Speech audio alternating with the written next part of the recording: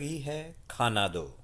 Playwright Slawomir Mrozek, adaptation and direction Surendra Singh, actors Rohit Dubey, Snehal Pachigar, Surendra Singh और राजीव नेमा, producer नाटक।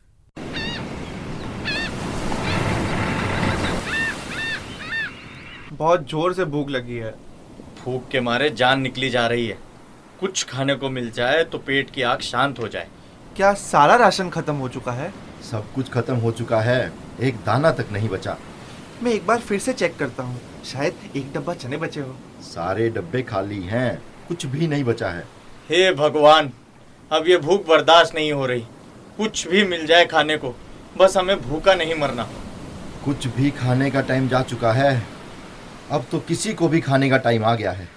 किसी को भी खाने से क्या मतलब है? मुझे तो दूर दूर तक कोई नजर नहीं आ रहा। हम तीनों में से ही किसी एक को खाना पड़ेगा। हाँ फिर ठीक है, चलो खाते हैं। बहुत बढ़िया, चलो खाते हैं। अरे ये क्या बच्चों की तरह चलो खाते हैं लगा रखी है। हम तीनों कैसे खा सकते हैं? हम तीनों में से किसी एक को तो ये कहना ही पड़ेगा ना कि आपकी सेवा में हाजिर हूँ। लो, मुझे खा लो। लेकिन ये बात कहेगा कौन? हाँ, कौन कहेगा? अपनी वफादारी और इंसानियत दिखाने का इससे बढ़िया मौका नहीं मिलेगा किसी को। कोई तीतर बटेर भी नहीं दिख रही। माफ करना भाइयों, मुझे यह बात कहने में कोई दिक्कत नहीं है कि मैं एक बेशर्म, स्वार्थी और एक नंबर का मतलबी इंसान हूँ। मैं तो स्कूल में भी किसी से अपना टिफिन तक शेयर नहीं करता था। ये तो बड़े दिक्कत की बात है। मुझे लगता है इस मुश्किल घड़ी में ये ताश के पत्ते ही हमारा फैसला करेंगे। हाँ, ये ठीक रहेगा। मैं इस ताश की गड्डी में से 3 पत्ते निकालूंगा। जिसका पत्ता सबसे छोटा होगा, बाकी दोनों से खा लेंगे। यह तो जुआ है। मेरे बाबूजी कहते हैं जुआ खेलना बहुत बुरी बात है। लेकिन अगर आपने पत्ता निकालने में कोई गलती कर दी तो? अगर तुम्हें मुझ पर यकीन ही नहीं है तो मैं क्या कर सकता हूँ? नहीं, हमें कोई और तरीका सोचना चाहिए। ताश खेलना एक सामाजिक बुराई है और हमें इन बुराइयों से दूर रहना चाहिए। तुझे हम दोनों में से किसी एक को खाने में कोई बुराई नजर नहीं आ रही, लेकिन ताश खेलना सामाजिक बुराई हो गई। क्यों ना हम चुनाव लड़ें और वोट डालकर फैसला करें? हाँ, ये जबरदस्त आइडिया है। अपन दोनों गठबंधन की पार्टी बनाएंगे। हाँ, और इससे वोटिंग भी काफी आसान हो जाएगी। ये पार्लियामेंट्री डेमोक्रेसी को मैं नहीं मानता। वैसे भी यह बहुत ही पुराना और दक्यानुसी तरीका है। अरे फूफा जी, और कोई तरीका है? अगर तुझे डिक्टेटरशिप पसंद है तो मुझे हिटलर बनने में कोई परेशानी नहीं। मैं यहाँ कोई अन्याय नहीं होने दूंगा। तो फिर चुनाव मंजूर है कि नहीं? ठीक है, लेकिन कोई गठबंधन नहीं बनाएगा। सब लोग अपना अपना चुनाव लड़ेंगे और अपना वोट कोई दूसरे को नहीं बताएगा। तो फिर तय हुआ, हम सब अपनी अपनी पर्ची पर एक आदमी का नाम लिखकर इस टोपी में डाल देंगे। अब आएगा मजा। एक मिनट, अब क्या हुआ? हमें चुनाव से पहले कैंपेनिंग भी करनी चाहिए। हर सभ्य देश में चुनाव से पहले एक उम्मीदवार को अपना पक्ष रखने का मौका मिलता है कि नहीं? ठीक है, अगर तेरी यही मर्जी है तो। ठीक है, लेकिन थोड़ा जल्दी, बहुत भूख लगी है। कैंपेनिंग शुरू होती है। सबसे पहले कौन बोलेगा? मेरे ख्याल से तो इसको ही शुरू करना चाहिए। मैं सबसे आखिर में बोलूंगा। मुझे स्टेज फीवर से डर लगता है। भाई, कैंपेनिंग का आइडिया भी तो तेरा ही था ना? बिल्कुल, उठो और सभ्य लोगों की तरह इलेक्शन लड़ो। ठीक है, अगर आप लोग जिद कर रहे हो तो मैं ही शुरू करता हूँ। भाइयों और भाइयों, भूमिका बांधने की कोई जरूरत नहीं है, सीधा मुद्दे पर आ। ठीक है। आज हम सब यहाँ खाने की समस्या को लेकर इकट्ठे हुए हैं। मैं आप सबसे हाथ जोड़कर प्रार्थना करता हूँ कि आप लोग मुझे खाने का विचार अपने मन से त्याग दें। मेरी एक ही बीवी है, 2 बच्चे। हम एक सुखी परिवार की तरह अक्सर सर्दियों में बाहर बगीचे में बैठकर धीमी धीमी धूप का लुत्फ उठाते हैं। मेरी बीवी कुर्सी पर बैठकर स्वेटर बुनती है और मैं उसके सामने बैठकर चाय की चुस्कियाँ लेता हूँ। और बच्चे आसपास झूला झूलते हैं। मेरे दयावान भाइयों, क्या आप ये सुहाना दृश्य देख सकते हैं? कितना बढ़िया हंसता खेलता परिवार। मुझे यकीन है कि मेरी यह कहानी आपके दिल को छू गई होगी। हद कर दी मेरे यार। ये भी कोई बात हुई? हाँ? ये हमारी जिंदगी और मौत का सवाल है। ये सेंटी मारने से कुछ नहीं होगा। बिल्कुल। और तेरे बच्चे तेरे बिना भी झूला झूल सकते हैं। हाँ। मैंने अपने सुनहरे भविष्य के लिए ज्यादा मेहनत नहीं की। मैंने अपने सपने भी पूरे नहीं किए। अगर आप लोग मुझे एक मौका दे दो तो मैं आप दोनों को कुछ बनकर दिखाऊंगा। थोड़ा ऊंचा बोल। मैं आप लोगों को कुछ बनकर दिखाऊंगा। तुझे सिर्फ तेरे करियर की चिंता है। लानत है तुझ जैसे दोस्त पर। हमें खाना चाहिए, खाना। भूख लगी है, खाना दो। भूख लगी है, खाना दो। भूख लगी है, खाना दो। चल नीचे उतर, अब मेरी बारी। मेरे प्यारे बारातियों, अब आएगा मजा। शाबाश। मैं भाषण वाषण में विश्वास नहीं रखता और ना ही मैं रोना धोना मचाऊंगा। मुझे बचपन से ही खाना बनाने का बड़ा शौक है। खाने का नहीं, ना ना ना। मुझे तो भूख ही नहीं लगती। बिल्कुल चिड़िया जितना छोटा सा पेट है मेरा। कई साल पहले एक दो रोटी का टुकड़ा खा लिया होगा, अब नहीं खाता। लेकिन हाँ, खाना बनाना मेरी जिंदगी का सबसे बड़ा मकसद है। एक अच्छे रसोइये की तरह खाना बनाना, उसे परोसना और दूसरे को खाते हुए देखने में मुझे बहुत मजा आता है। और इसके बदले में कोई इनाम भी नहीं चाहिए। और दोस्तों, जाते जाते एक बात और बता दूं, नॉनवेज काटना और बनाना मेरी खास विशेषता है। और मेरे हाथ की नॉनवेज चटनी, शाबाश लड़के, ये हुई ना बात। बॉस, अब आपकी बारी, कोई कसर मत छोड़ना। हाँ। भूखे शेरों, जय राम जी की। जय राम जी की, जय राम जी की। मैं बहुत कम बोलूंगा। आप लोगों पर कोई जोर जबरदस्ती तो है नहीं। आप अपना फैसला खुद करें। मैं तो बस एक नौकर आदमी हूँ। आप जो फैसला करेंगे वो मुझे मंजूर होगा। मैं खाने पीने के मामले में कभी नखरे नहीं करता। जो मिल जाए वही खा लेता हूँ। लेकिन मुझे कुछ हजम भी तो नहीं होता। कुछ भी खा लूँ मेरे शरीर को लगता ही नहीं। मैं बचपन से काफ़ी कमज़ोर रहा हूँ। मेरी 2 पसलियाँ लोहे की हैं, एक नकली गुर्दा और एक टांग दूसरी टांग से थोड़ी छोटी है। अब ऐसे वक्त पर ऐसी बातें छुपाने का क्या फ़ायदा। आखिरी बात, मैं कोई स्वार्थी नेता तो हूँ नहीं। अगर आपने मुझे नहीं चुना तो मैं दूसरे आदमी को जो मांगेगा वही दे दूंगा, चाहे वो लेग पीस हो, उंगलियां हो या फिर भेजा। मैं तो बच्चे खुचे में ही निफराम रहूंगा। तालियां! बॉस, क्या भाषण दिया है, मजा आ गया। अब ये चटर बटर बंद करो और फैसले की बात करो। हमारा नेता जिंदाबाद। बॉस, मैं आपके भाषण से बहुत प्रभावित हुआ हूँ। क्यों भाई, अब तो हो गई तसल्ली? हाँ, आपका भाषण काफी अच्छा था। तो इसी के साथ कैंपेनिंग खत्म हुई। अब हम वोटिंग शुरू करेंगे। अपनी पर्ची पर एक आदमी का नाम लिखो और इस टोपी में डाल दो।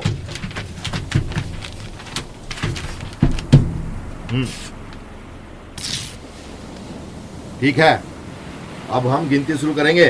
गिनती का नाम सुनकर मुंह में पानी आ गया। क्या हुआ? मेरी तरफ ऐसे क्यों देख रहे हो? सब ठीक तो है? ये चुनाव हमें रद्द करना पड़ेगा। क्यों भाई, भूख लग रही है। टोपी में 4 पर्ची हैं। मैंने तो पहले ही कहा था, ये पार्लियामेंट्री डेमोक्रेसी काफी पुराना तरीका है, आजकल कामयाब नहीं होगा। अब क्या करें? असेंबली हैंग हो गई है। अब तो बस एक ही तरीका बचा है। किसी एक को नॉमिनेट करना पड़ेगा। और कौन करेगा नॉमिनेट? मुझे नहीं लगता मेरे अलावा कोई और ये काम कर पाएगा, इसलिए मुझे ही यह जिम्मेदारी लेनी पड़ेगी। जिसका मुझे डर था वही हुआ। मैं ऐसा हरगिज नहीं होने दूंगा। मुझे बेवकूफ समझा है क्या? भाई, तू अरविंद केजरीवाल है क्या? चुनाव कामयाब नहीं होने दिया, डिक्टेटरशिप पसंद नहीं। तू एक काम कर, हम दोनों का सर फोड़ दे। शांत शांत शांत। इस मुसीबत की घड़ी में सिर्फ एक आदमी ही हमारी मदद कर सकता है। एक ऐसा आदमी जो अपनी श्रद्धा और भक्ति से अपने आप को हम भूखों के सामने पेश करे और हमारी भूख शांत करे। इतिहास गवाह है, जब सारे रास्ते बंद हो जाते हैं तो एक स्वयं सेवक ही पार लगाता है। मैं तेरी बातों में नहीं आने वाला। भाई, एक बार पूरी बात सुन तो ले। कोई भी आदमी अपने दोस्तों के लिए जान तक देने जैसे अद्भुत गुण चाह कर भी नहीं छुपा सकता। मेरे भाई जैसे दोस्त पहली नजर में ही पहचान गया था कि तुझ में कुछ खास बात है। मैंने भी इससे भला आदमी अपनी पूरी जिंदगी में नहीं देखा। मुझे खुशी है कि हमारे दोस्त को कुछ कर दिखाने का मौका मिल ही गया। मैं तुम दोनों की बातों में नहीं आने वाला, और मुझे ना ही कुछ करना है ना ही कुछ दिखाना। अभी थोड़ी देर पहले तूने नहीं कहा था कि तू कुछ कर दिखाना चाहता है? नहीं। तू अपने भाई जैसे दोस्तों को भूखा मरना देगा? हाँ। मतलब तू आत्म बलिदान नहीं करेगा? बिल्कुल नहीं। तुझे शर्म नहीं आती? मुझे महान बनने का कोई शौक नहीं है। मैं तो सोच रहा था कि तू एक सच्चा देशभक्त और आशावादी आदमी है, लेकिन तेरे जैसा स्वार्थी और मक्कार आदमी मैंने आज तक नहीं देखा। तू मेरे से दोबारा बात मत करना। बड़े दुख की बात है, अब तो ये जाहिर है कि सम्मान और गौरव जैसी बातें तेरे लिए कोई मायने नहीं रखती। चलो कोई बात नहीं, कोई और तरीका सोचते हैं। हाँ, मुझे बस न्याय चाहिए। अन्याय मुझसे सहन नहीं होता। और मुझे खाना चाहिए, भूख मुझसे सहन नहीं होती। आ जाओ, बैठकर न्याय करेंगे। थोड़ा मुश्किल है लेकिन फैसला तो करना ही पड़ेगा। बॉस, मुझे इससे कोई बात नहीं करनी। मेरे भूखे दोस्त, एक बात बता, तुम्हारी माँ जिंदा है या मर चुकी है? पता नहीं बॉस, क्या आपकी माँ जिंदा है? मेरी माँ तो मुझे जन्म देते ही भगवान को प्यारी हो गई थी। एक तरफ मैंने आंखें खोली और दूसरी तरफ मैं अनाथ हुआ। मैं भी आपके जैसा ही अभागा हूँ बॉस।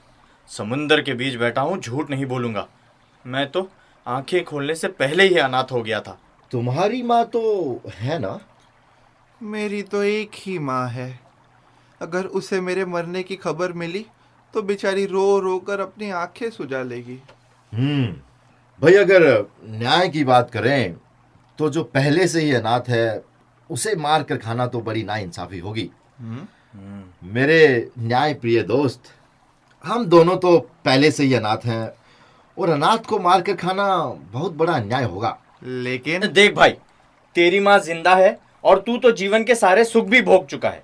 अब इस दुनिया के सारे अनाथों का ऋण चुकाने का टाइम आ गया है। हाँ, हमें तो यही नहीं पता कि घर क्या होता है, माँ क्या होती है और माँ के हाथ का खाना क्या होता है।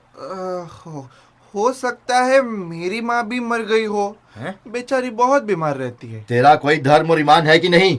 अब इस बात को कैसे साबित करेंगे? हाँ, साबित करके बता। जब मैं घर से आया था तो काफ़ी बीमार रहती थी बेचारी। सारा दिन बिस्तर में पड़ी रहती थी। आजकल तो कितनी सारी बीमारियां चल रही है। टिब्बी, हेजा, चेचक, दमा। बीड़ी भी बहुत पीती थी मेरी माँ। भगवान तेरी माँ को लंबी उम्र दे। कुछ नहीं हुआ होगा, हट्टी कट्टी टीवी पर बैठकर सास भी कभी बहू देख रही होगी। तुमने ये आवाज सुनी? बात मत बदल। तू कैसा आदमी है? हमारी दुख भरी कहानी का तुझ पर कोई असर नहीं। बचाओ बचाओ बचाओ! अरे ये तो कोई हमारी तरफ तैरते हुए आ रहा है। हो सकता है वो हमारे लिए रोटी लाया होगा। बॉस, वो तो एक हाथ से तैर रहा है और दूसरे हाथ में कुछ पकड़े हुए है। हाँ। अरे ये तो कोई वर्दी में है। बचाओ बचाओ बचाओ! हाथों हाथों! आराम से, आराम से। आप लोगों का बहुत बहुत शुक्रिया। आप कुछ खाने का सामान लाए हो? नहीं, आपके पास कोई रोटी का टुकड़ा हो तो दे दो। 2 दिन से कुछ नहीं खाया। अरे आप, ये तो कमाल हो गया। क्या आप इसे पहचानते हो? मैं पिछले 10 साल से इनके घर चिट्ठी पहुंचा रहा हूँ। भगवान की लीला भी न्यारी है। देखो देखो, कहाँ समुंदर के बीच में आकर भेंट हुई और इत्तेफाक से मेरे पास आपका एक तार भी है। क्या मेरा तार? मैं आपके घर जा रहा था तार देने, तभी जोर से बारिश हुई और मैं पानी में बहता बहता समुंदर में आ पहुंचा। यह तो अच्छा हुआ मुझे तैरना आता है। ये रहा आपका तार। देखो किसका तार है। क्या आपकी ये वर्दी असली है? बिल्कुल असली है, बस थोड़ी सी गीली है, पानी में जाते ही भीग गई। क्या क्या हुआ? हुआ? दोस्तों, बड़े दुख की बात है कि मेरी माँ भी मर गई। धत्तेरी की। तो भाइयों, जैसा कि आप सबने देखा, मेरी माँ भी मर गई है और अब मैं भी एक अनाथ हूँ। तो अब हमें किसको खाना चाहिए वाली बात शुरू से छेड़नी होगी। मैं नहीं मानता इस बात को। ये सब तेरी और इस डाकिये की मिलीभगत है। तुम एक सरकारी मुलाजिम पर झूठा इल्जाम नहीं लगा सकते। मैंने अपनी जान पर खेलकर अपनी ड्यूटी पूरी की है। कितने पैसे दिए इसने तुझे? बॉस, मुझे तो लगता है ये दोनों एक ही स्कूल में पढ़े होंगे।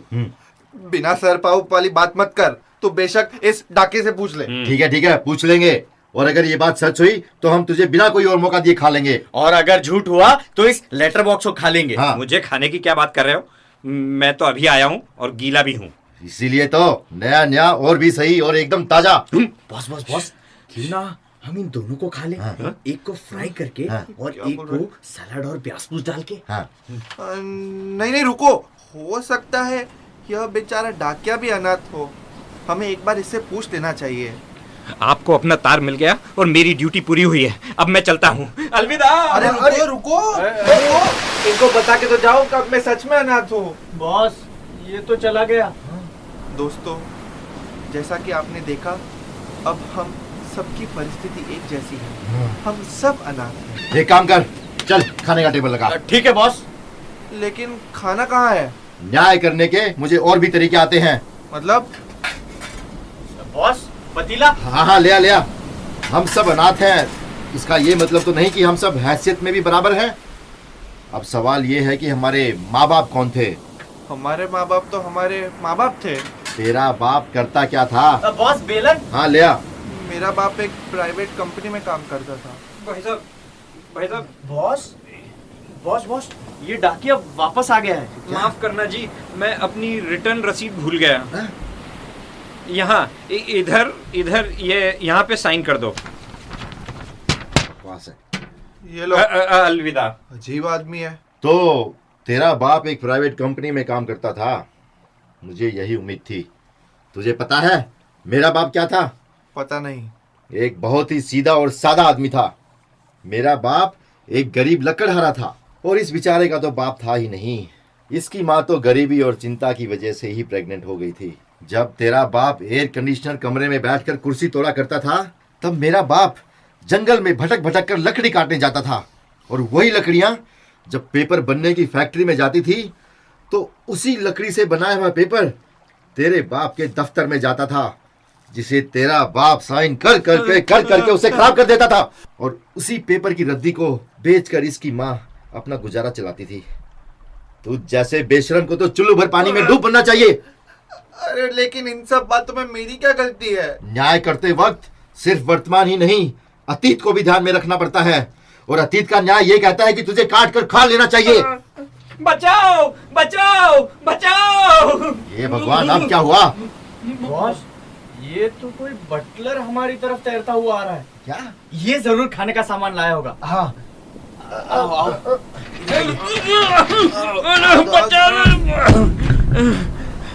आप कुछ खाने का सामान लाए हो? नहीं, आपके पास कोई रोटी का टुकड़ा पड़ा हो तो दे दो। 2 दिन से कुछ खाया नहीं। अरे मालिक आप, क्या आप इसे पहचानते हो? मैं पिछले 10 साल से इनके घर बटलर की नौकरी कर रहा हूँ। भगवान की लीला भी न्यारी है। देखो कहाँ समुंदर के बीच में आकर भेंट हुई। कौन हो तुम? आपने नहीं पहचाना मुझे मालिक? आप बहुत छोटे से थे, मैंने आपको अपनी गोद में खिलाया है। क्या आपको याद नहीं? मैं आपको घुड़सवारी भी सिखाया करता था। चले जाओ। बस एक बार मुझे गले से लगा लो मालिक। महल में आपके माताजी और पिताजी बहुत परेशान हैं। जब हमें पता चला कि आपका जहाज डूब गया है तो मुझसे रहा नहीं गया और मैं भी कूद गया समुद्र में। और देखो मेरी किस्मत, आप मुझे मिल ही गए। मालिक जहां आप वहां मैं। राम सिंह, तुम इसी वक्त नीचे कूदो और डूब जाओ। जो आज्ञा मालिक। भगवान, ये तो डूब गया। तो मैं कह रहा था कि न्याय करने के लिए अतीत को भी। झूठे मक्कार, तुम महल में रहते थे और तुम्हारे माँ बाप जिंदा है और तुमने घुड़सवारी भी सीखी है। घुड़सवारी? मेरे माँ बाप के पास घोड़ा तो क्या, एक कुत्ता तक नहीं था। तुझे शायद तेरे बचपन की याद आ गई होगी। हाँ, और वो बटलर? कौन बटलर? अरे तूने किसी बटलर को देखा? बिल्कुल नहीं। मेरी समझ में ये नहीं आ रहा कि मैं तुझसे क्या कहूँ। तुझे वहम हो गया है। पागल हो गया है तू। तू एक लापरवाह आदमी है और तेरे जैसे आदमी को हम जैसे काबिल लोगों के हवाले कर देना चाहिए। तो जैसे आदमी को समाज से निकाल कर फेंक देना चाहिए। जबकि मैं तो कहूँ खा ही लेना चाहिए। टेबल लगा दिया? हाँ, टेबल तैयार है बॉस। हाँ। एक मिनट भाई जी, बात इसको यहाँ से। मैंने जहर खाया है। काटने वाली मशीन लेकर आ जल्दी से। Okay boss. आप मेरा यकीन करो, अगर आप मुझे खाओगे तो आपकी तबीयत खराब हो जाएगी। शुरू कर, चल। मैंने सोचा मेरा फर्ज है तो आपको बता दूं। रुक रुक रुक रुक, मशीन बंद हो गई है। चाकू लेकर आ जल्दी से। Okay boss. 1-2 दिन में जहर का असर खत्म हो जाएगा। असर खत्म होते ही आप मुझे खा लेना। ये क्या आप कर रहे यहाँ से हो? कर। इधर बात, पकड़ एक इसको। दिन तो इंतजार कर लो। वो कहावत है ना, आज का खाना कल खा लियो, कल का खाना परसों। पल में राशन खत्म हो जाएगा, फिर क्या खाएगा नरसों। 1 घंटा तो रुक दो। वो कहावत गलत कही तूने। कहावत है कल का खाना आज खा लेना, आज का खाना अब। हाँ। पल में राशन सड़ जाएगा, क्या खाएगा तब? चल चल चल, अब कितना रगड़ेगा इसको? चल शुरू कर। हो गया बॉस। तो क्या यह आपका आखिरी फैसला है? बिल्कुल। आप वो आत्मा बलिदान के बारे में कुछ कह रहे थे, आत्म बलिदान एक महान विचार है। और बताओ। और क्या बताऊं? खुद को समर्पित करने की भावना। मैं आत्मा बलिदान करूंगा। अच्छा, अभी थोड़ी देर पहले तो तुझे मेरी बात पर यकीन नहीं था। मैं नादान था, आप बिल्कुल ठीक कह रहे थे। चलो, देर आए दुरुस्त आए। मैंने आपकी बात मान लेनी चाहिए थी। मैं तुम्हारे अंदर एक अच्छे इंसान को उभरते हुए देख रहा हूँ। एक साधारण इंसान को खाने की बजाय एक नए और अच्छे इंसान को खाना चाहिए। खुद को समर्पित करके मुझे एक अनोखी संतुष्टि और मुक्ति का एहसास हो रहा है। तेरी एक एक हड्डी हमें तेरी महानता की याद दिलाएगी। मैं आप दोनों का शुक्रगुजार हूँ। आपकी वजह से मैं एक अच्छा आदमी बन पाया और मुझे कुछ कर दिखाने का मौका मिला। बॉस, मुझसे ये सब देखा नहीं जा रहा। क्या? एक इंसान इतना कैसे बदल गया कि अपने दोस्तों के लिए अपनी जान तक देने को तैयार हो गया? बॉस, मैं भी अपने अंदर एक नए इंसान को उभरते हुए देख रहा हूँ। उठो दोस्त, तूने बहुत बड़ा पाठ पढ़ा है। अरे बेवकूफ, वो तैयार हो चुका है। नहीं बॉस, मैंने भी अपना आत्मसम्मान पा लिया है। और वैसे भी एक कमज़ोर इंसान को खाना न्याय नहीं हो सकता, और एक ताकतवर इंसान को खाना भी न्याय नहीं हो सकता। इसलिए आप दोनों मिलकर मुझे खा लो और इस पापी संसार से मुक्त करो। बेवकूफ, चाकू उठा और इसकी गर्दन काट। नहीं बॉस, बल्कि मैं तो कहता हूँ हम दोनों को मिलकर आपको खा लेना चाहिए। क्या? इसको खाएंगे तो हफ्ते 2 हफ्ते में राशन फिर खत्म हो जाएगा। आपको खाएंगे तो महीने तक राशन खत्म नहीं होगा। लेकिन फैसला तो मुझे खाने का हुआ था। हाँ, मैं यह मौका हाथ से नहीं जाने दूंगा। बिल्कुल नहीं, या तो तुम दोनों मिलकर मुझे खा लो या फिर हम दोनों मिलकर बॉस को खाएंगे। मेरी तरफ से तू आजाद है। आजाद। आजादी का कोई मतलब नहीं होता, केवल सच्ची आजादी ही आजादी होती है। लेकिन ये सच्ची आजादी मिलेगी कहाँ? सच्ची आजादी वहीं मिलेगी जहां झूठी आजादी नहीं मिलती। आप दोनों की आत्म बलिदान की लगन देखकर मेरा भी दिल भर आया है, मेरा भी हृदय परिवर्तन हो गया है। तू ठीक कह रहा था दोस्त, तुम दोनों मिलकर मुझे खा लो और इस पापी संसार से मुझे मुक्त करो। नहीं, सबसे पहले मैं माना था, आप मुझे खा लो। नहीं, मुझे खा लो। अरे ये क्या बच्चों की तरह मुझे खा लो लगा रखी है? हम तीनों कैसे खा सकते हैं? हाँ, दोस्तों, आज हमारे सामने एक अजीब समस्या खड़ी हुई है। हम तीनों भूखे हैं और तीनों ही अपने आप को अर्पित करना चाहते हैं। मुझे लगता है इस मुश्किल घड़ी में ये ताश के पत्ते ही इस बात का फैसला करेंगे।